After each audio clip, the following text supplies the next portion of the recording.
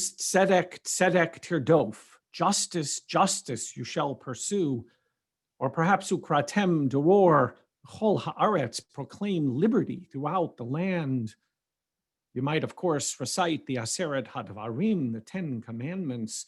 Those are all great passages. But interestingly, they're not the ones that Shimon ben Azai, a 2nd century sage, chose. Shimon ben Azai and Rabbi Akiba each offered in a debate a different opinion on what the central passage in the Torah should be. Rabbi Akiba quoted the well-known verse, Ve'ahavta l'reyecha kamocha, love your neighbor as yourself.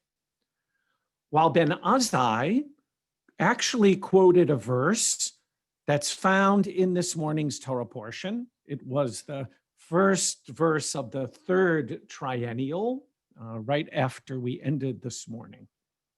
And here the Torah says, this is the record of humanity's lineage. When God created the first human beings, God created them in the likeness of God. Male and female, God created them.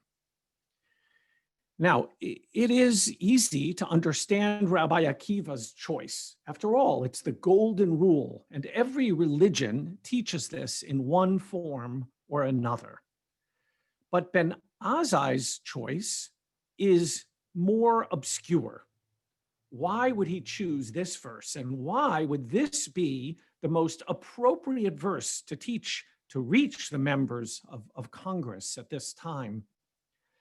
I would suggest that there are 3 lessons that Ben Azai deduced from this verse, and 3 important lessons then that our leaders need to remember and that we must remember as well. First, the verse opens, this is the record of humanity's lineage. This is the record of humanity's lineage. These words actually introduce what we call the list of begots. They remind us that we are all connected to one another biologically and spiritually. There are times when we must learn to put aside our ideological and political differences and remember that we have far more in common than the differences that separate us. This lesson is dramatically explained in the Mishnah.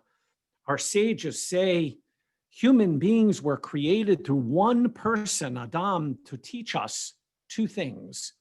First, anyone who destroys a life is considered to have destroyed the entire world, and anyone who saves a life is as if he saved an entire world.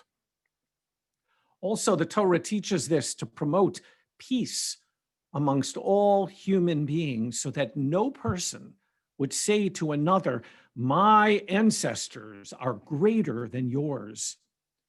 This is the record of humanity's lineage. The Torah teaches us that we're not Democrat or Republican, we're not Jews or Christians, we're not white or people of color, but rather we are all children of the same parent.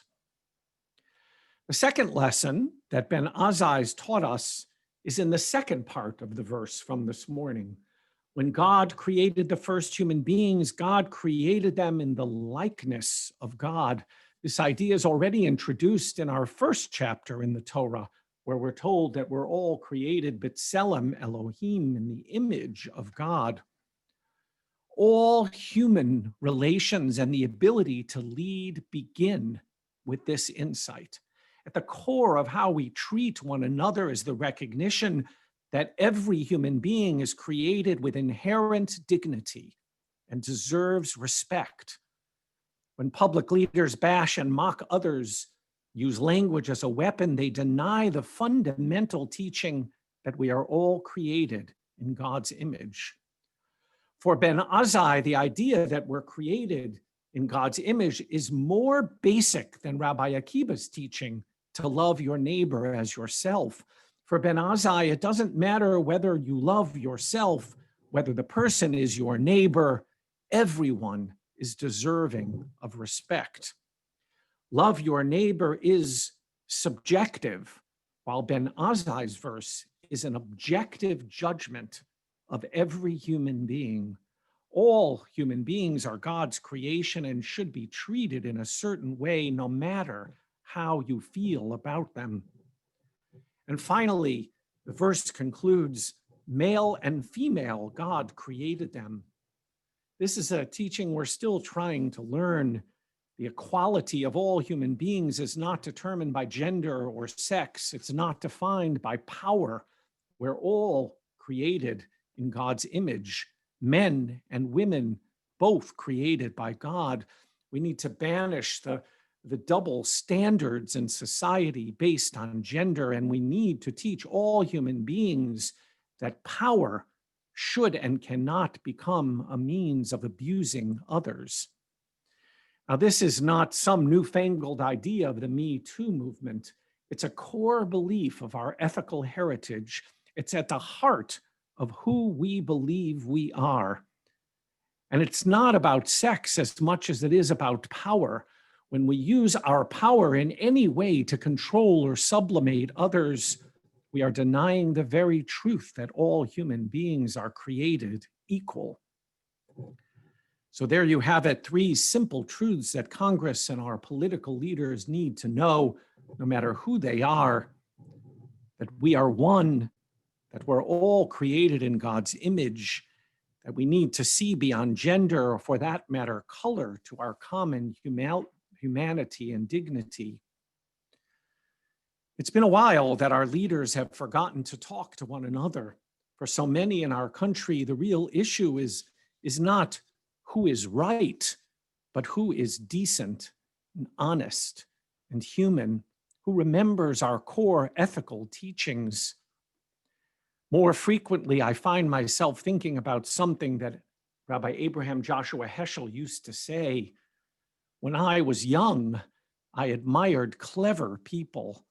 Now that I'm old, I admire kind people. We can only pray that our leaders will regain their sanity after the election, learn to see beyond their differences.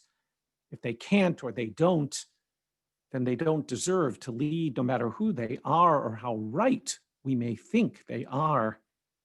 Says Ben Azai, it's up to us to speak out and to use our power to vote for decency. We continue with the Chatzi Kaddish of the Musaf service, page 184.